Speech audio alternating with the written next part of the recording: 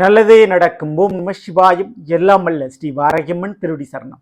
உலகத்தமிழ் நெஞ்சங்கள் அனைவருக்கும் உங்கள் சிஸ்டரி ராஜ கணபதியின் அன்பான வணக்கங்கள். இன்றைய பதிவில் மகர ராசியில் பிறந்த நண்பர்கள் 60 வருடங்களுக்கு பிறகு அவிழும் கட்டுகள், உங்களுடைய வாக்கு வழக்கு வருமானம் மாறப்போகிறது. ஸோ 3 கிரக பயிற்சி தமிழ் புத்தாண்டுக்கு பிறகு மிக முக்கியமான பயிற்சியாக இருக்க போது. அந்த 3 கிரக பயிற்சி மற்ற கிரகங்களுடைய பலன்கள் எப்படி இருக்க போகுது, ஆக மொத்தம் தமிழ் புத்தாண்டுடைய பலன்கள் மகர ராசியில் பிறந்த உங்களுக்கு எப்படி இருக்க போகுது அப்படின்றது தான் இந்த பதிவில் பார்க்க போறோம். பதிவை ஃபுல்லா பாருங்க. இல்லை நம்ம சேனல் ஏற்கனவே சனி பயிற்சி பலன்கள் மகர ராசியில் பிறந்த உங்களுக்கு பதிவிட்டாச்சு. பார்க்காதவங்க சேனலை பாருங்க, கண்டிப்பா உங்களுக்கு பயனுள்ளதாக இருக்கும். மறக்காம நம்ம சேனலை சப்ஸ்கிரைப் பண்ணிட்டு கொடுக்கிற பெல் ஐக்கானை பிரஸ் பண்ணிட்டு பக்கத்துல ஒரு ஆல் ஆப்ஷனை தவறாம செலக்ட் பண்ணி வச்சுங்க. அப்புறம் தான் நான் பதிவிடக்கூடிய அடுத்தடுத்த பதிவுகள் உங்களுக்கு உடனுக்குடன் நோட்டிபிகேஷனாக வந்து சேரும். மகர ராசியில் பிறந்த நண்பர்களே, 2025 மிகப்பெரிய ஒரு நல்லது அப்படின்னா 7.5 சனி உங்களுக்கு முடிஞ்சு போச்சு. மார்ச் 29 கும்ப ராசியிலிருந்து மீன ராசிக்கு சனிவான் இடம் மாறிட்டார். இது தமிழ் புத்தாண்டுக்கு முன்னாடியே நடந்துருச்சு. ஏப்ரல் 14 திங்கட்கிழமை தமிழ் புத்தாண்டு பிறக்குது. குரோதி வருடம் முடிஞ்சு விசுவாச தமிழ் வருடம் பிறக்குதுங்க. ஸோ இந்த தமிழ் புத்தாண்டுக்கு பிறகு உடனே, அதாவது அடுத்த மாசமே மே மாதமே 3 கிரக பயிற்சியும் நடக்க போகுது. அந்த 3 கிரக பயிற்சி ராகு கேது மற்றும் குரு. ஸோ இந்த 3 கிரக பயிற்சி நடக்குது. ஆக மொத்தம் சனி ராகு கேது குரு ஏன்னா 4 கிரக பயிற்சியுமே இந்த 2025 நடக்க போகுது. ஸோ இப்படி இருக்கும்போது மகர ராசியில் பிறந்த உங்களுக்கு எந்தெந்த விஷயத்தில் நன்மை யோகம் கிடைக்கும், அதுவும் குறிப்பா மகர ராசிக்காரங்களுக்கு உங்களுடைய ராசிநாதன் சனி பகவான் 3ல் மீன ராசியில் இருந்து இந்த வருடம் பிறக்குது. அதனால பல காரியங்களில் வெற்றி கிடைக்க போவது உறுதி. நீங்க எதிர்பார்த்த காரியம் வெற்றிகள் குவியும். அது இந்த வெற்றிகள் அப்படின்றது எந்தெந்த விஷயத்துல அப்படின்னா மிக முக்கியமா ஒரு 3 விஷயம். அதுல குழந்தைகள் விஷயத்துல, உங்களுடைய பிள்ளைகளுடைய விஷயத்தில் நீங்க எதை எதிர்பார்த்தீர்களோ அது நடக்க போகுது. உங்க பிள்ளைகளுக்கு ஒரு திருமணமா இருக்கலாம், அவங்களுக்கு ஒரு வேலை வாய்ப்பா இருக்கலாம், அல்லது பிள்ளைகள் வழியில ஏதாவது ஒரு கல்வி கடன், இல்ல பிள்ளைகள் வழியில ஏதாவது ஒரு பிரச்சனைகள் இருக்கலாம். அது தீர்ந்து போகி பிள்ளைகள் வழியில் வெற்றியும் நிம்மதியும் உங்களுக்கு கிடைக்கும். சரிங்களா? இரண்டாவது மிக முக்கியமா இந்த கார் வண்டி வாகனம் அல்லது கோல்டு லோன். ஸோ கார் வண்டி வாகனமான பிரச்சனை, இல்லை தங்க நகை அடமானத்தில் இருக்கக்கூடிய ஒரு பிரச்சனை. ஸோ இந்த பிரச்சனை 2 பிரச்சனையுமே உங்களுக்கு தீரும் இந்த 2025 தமிழ் புத்தாண்டுக்கு பிறகு. மூன்றாவது விஷயம், கண்டிப்பா அந்த வேலையில வெற்றி உண்டுங்க. ஏன்னா அந்த 3ஆம் வீடு மீனம், அதற்கு குரு பகவான் இப்போதைக்கு ரிஷபராசியில் இருக்கிறாரு. மே மாதம் பயிற்சி அடைஞ்சு மிதுனத்துக்கு போயிடுவார். உங்களுடைய மகரத்திற்கு அது 6ஆம் வீடா அமையுதுங்க. அதனால கண்டிப்பா வேலைக்குரிய காரக கிரகம் சனிவான் 3ல் அமர்ந்து அந்த 3ஆம் வீட்டுக்குரிய கிரகம் 6ல் அமர்ந்திருக்கிறாரு. அதனால வேலையில வெற்றி கிடைக்கும். வேலையில சம்பள உயர் இருக்குது. பெர்மனண்டா நிரந்தரமா ஒரு வேலை உறுதியான முறையில் மகர ராசிக்காரங்களுக்கு அமைவது உறுதி. சரிங்களா? அடுத்தபடியா இந்த ராகு பகவானுடைய கேது பகவானுடைய பயிற்சியும் இருக்கு அந்த 2025 தமிழ் புத்தாண்டுக்கு பிறகு. ராகு பகவான் 3ஆம் வீடான அதாவது மீனத்திலிருந்து அப்படியே இடம் மாறி கும்பத்துக்கு 2ஆம் வீட்டுக்கு வராரு. 2ஆம் வீடு அப்படின்றது தனம், குடும்பம், வாக்கு. அதே நேரத்தில் கன்னியில் 9ஆம் வீடான கன்னியில் இருந்த கேதுவன் அப்படியே இடம் மாறி சிம்ம ராசிக்கு 8ஆம் வீட்டுக்கு வராரு. ஸோ இதுல இந்த ராகு கேது பயிற்சிகள் ரொம்ப ரொம்ப முக்கியமானது உங்களுக்கு. ஏன்னா ராகு பணத்தை கொடுப்பவர், கேது கெடுக்கக்கூடிய கிரகம். அது இப்போ 8ஆம் வீட்டில் அமர்ந்திருக்கனால கெட்டதை கெடுக்கக்கூடிய சூழ்நிலையில் அவர் இருக்கிறார். அதனால கெட்டவன் கெட்டு போனால் கிட்டும் யோகம் சொல்லுவாங்க. நம்மளுடைய எதிரியும் நம்மளுடைய துரோகியும் வீழ்ந்தா நமக்கு எப்படி இருக்கும்? நமக்கு நல்லது தானே? அதுதான் நடக்க போகுது. இந்த 9ஆம் வீட்டிலிருந்து விலகக்கூடிய கேது பதவி யோகத்தையும் உங்களுக்கு கிடைக்காத கௌரவத்தையும் கொடுக்க போறாரு. கடன் பிரச்சனையால தலைமறைவா இருந்தவங்க, ஏதேனும் வம்பு வழக்கு பிரச்சனையால தலை குனிவோட வாழ்ந்து கொண்டிருந்தவங்க இனி தலை நிமிரக்கூடிய தருணம்.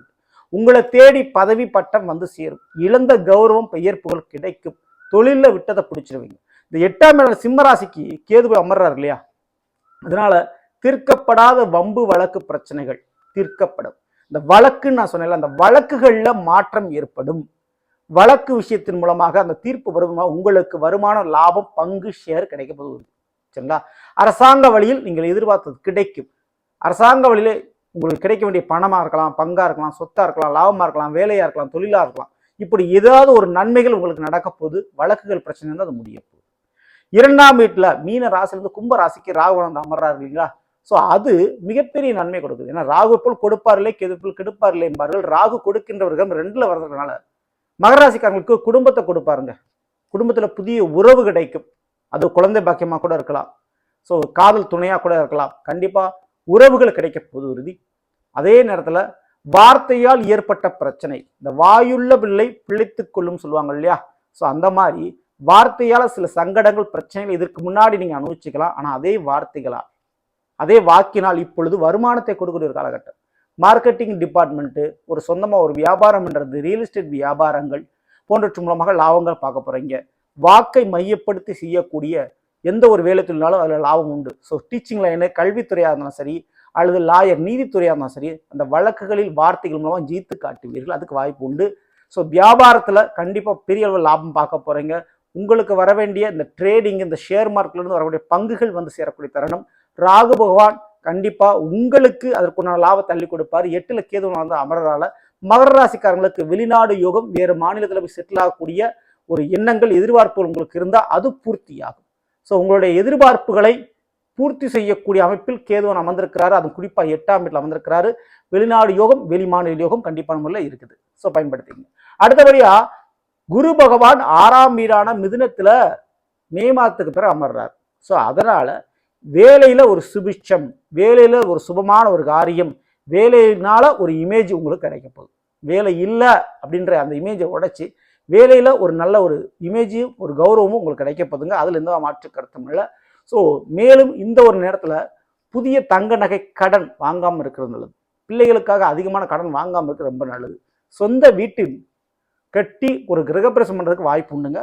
ஸோ வீட்டிற்காக, சொந்த வீட்டிற்காக கடன் வாங்கக்கூடிய வாய்ப்பு உண்டு. அது எந்த மாற்று கருத்தும் இல்லை. பட் வந்து அது உங்களுக்கு அசட்டு, அது வந்து உங்களுக்கு முதலீடு, அது வந்து உங்களுக்கு அசையா சொத்து, அதனால உங்களுக்கு லாபம் தான். கண்டிப்பா மகர ராசிக்கு வந்து இந்த வீடு மனை யோகம் என்பது அமைய போகுது. ஸோ பல வருட கனவு அந்த சொந்த வீடு அப்படின்றது, அந்த சொந்த வீட்டினுடைய கனவு நினைவாகும் இந்த தமிழ் புத்தாண்டுக்கு பிறகு. அது எந்த மாற்று கருத்தும் இல்லை. அடுத்தபடியா செவ்வாய் நீச நிலையில் கடக ராசியில் இருக்கும்போது இந்த வருடம் பிறக்குது. செவ்வாய் எங்க இருக்கிறாருன்னு 7ஆம் வீட்டில் இருக்கிறார். அப்போ 7ஆம் வீடு அப்படின்றது வாழ்க்கை துணையை குறிப்பது. வாழ்க்கை துணை வழியில ஒரு போட்டி, பொறாமைகள், ஒரு வம்பு வழக்கு பிரச்சனைகள், ஒரு கோர்ட்டு கேஸ் பிரச்சனைகள், பிரிந்த கணவன் மனைவி, இந்த மாதிரி ஒரு சூழ்நிலை இருந்தால் அதெல்லாம் சரியாக கூடி தரணும். வாழ்க்கை துணையாலே போலீஸ் வழக்கில் நீங்க சந்திச்சுட்டு இருக்கீங்கன்னா அதுல இருந்து விடுதலை அடைவீங்க.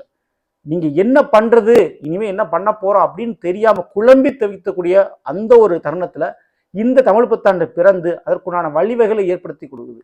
ஸோ ஒண்ணுமே பண்ண முடியல அப்படின்னு உங்களை கட்டி போட்ட மாதிரி சில காரியங்களில், அதாவது திருமண வாழ்க்கையா இருக்கலாம், அல்லது தொழிலா இருக்கலாம், அல்லது வேலையா இருக்கலாம், அல்லது உறவுகள் மூலமாக ஏற்படுற பிரச்சனையா இருக்கலாம். ஸோ அப்படி பல்லை கடித்து கொண்டு பொறுமையா இருந்தவர்களுக்கு இனி கண்டிப்பா அதிலிருந்து ஒரு விடுதலை கிடைக்கும். இனி சுதந்திரமாகவும் நீங்க நிம்மதியாகவும் இருக்கக்கூடிய வாய்ப்பு இருக்கும். சிறை வாழ்க்கை அப்படின்றது உங்களுக்கு முடியுதுங்க. ஸோ சிறைவாசம் ஒரு முடிவுக்கு வருகிறது இந்த 2022 தமிழ் புத்தாண்டுக்கு பிறகு. காரணம் செவ்வாய் நீச நிலையில், அதுவும் 7ஆம் வீட்டில் இருந்து இந்த வருடம் தொடங்குறதுனால போலீஸ் வம்பு வழக்கு பிரச்சனைகள் கண்டிப்பா குறையும், மறையும். அடிதடி, கட்ட பஞ்சாயத்து போன்றவை தீர்க்கப்படும். கூட பிறந்தவங்களால் ஏற்பட்ட பிரச்சனை, நில பிரச்சனை கண்டிப்பா தீரும். சுக்கிரன் உச்ச நிலையில மீன ராசியில் இருக்கும்போது இந்த வருடம் பிறக்குது. மகர ராசிக்காரங்களுக்கு கண்டிப்பா காதலும் தொழிலும் 2 கண் போல இந்த வருடம் நன்மையை கொடுக்கும். ஓகேங்களா? ஸோ காதலுக்கும் தொழிலுக்கும் பெரிய அளவு ஒரு நன்மைகள் இருக்கு இந்த வருஷத்துல. புதன் நீசமா இருக்கிறாரு மீன ராசியில, அப்பதான் இந்த வருடம் பிறக்குது. அதனால மகர ராசிக்காரங்களை கடன் கொடுப்பது வாங்குதல கவனம் தேவை. அடைக்கிறதுக்கு முயற்சி பண்ணுங்க, அது ரொம்ப ரொம்ப நல்லது. அதே போல பெரிய பெரிய பதவி வாய்ப்புகள் கிடைக்கின்ற பொழுது கொஞ்சம் பொறுமையும் கோபத்தையும் தவிர்க்கிறது நல்லது. பொறுமையா இருந்துக்கிறது நல்லது, கோபத்தை தவிர்க்கிறது நல்லது. ஸோ இதை மட்டும் ஃபாலோ பண்ணீங்க. தமிழ் புத்தாண்டுக்கு பிறகு மகர ராசிக்காரர்கள் வணங்க வேண்டிய தெய்வம் என்றால் காளி துர்கை போன்ற தெய்வங்களை ராகுகால நேரத்தில் வழிபாடு செய்து வாருங்கள். கண்டிப்பா உங்களுடைய குடும்ப வாழ்க்கை, தன வாழ்க்கைக்கு மென்மேலும் நன்மைகளையும் வரங்களையும் வாரி வழங்கும் அந்த தெய்வங்கள். சரிங்களா? இதை மட்டும் தவறாம நீங்க பண்ணீங்க. ஸோ நல்ல நாம் இன்றைய மகர ராசியில் பிறந்தவருக்குரிய பலனை பற்றி பார்த்தா நிச்சயமா உங்களுக்கு மேல்வதற்கு பிடிச்ச லைக் பண்ணுங்க. நண்பர்களுக்கும் உறவினர்களுக்கும் மறக்காமல் விஷயங்கள் இதுவரை நம்மளுடைய சேனல் சப்ஸ்கிரைப் பண்ணாமல் இருக்கும், சப்ஸ்கிரைப் பண்ணிங்க. கூட தர பெல்லைக்கான பிரஸ் பண்ணிட்டு பக்கத்தில் ஒரு ஆளுநர் சொல்லி தவறாமல் செலக்ட் பண்ணிச்சுங்க. மேலும் அடுத்த சந்திப்போம். நன்றி, வணக்கம். நல்லதே நடக்கும். ஓம் நம சிவாயம். எல்லாம் அல்ல ஸ்ரீ பாராகியம்மன் திருவடி சரணம்.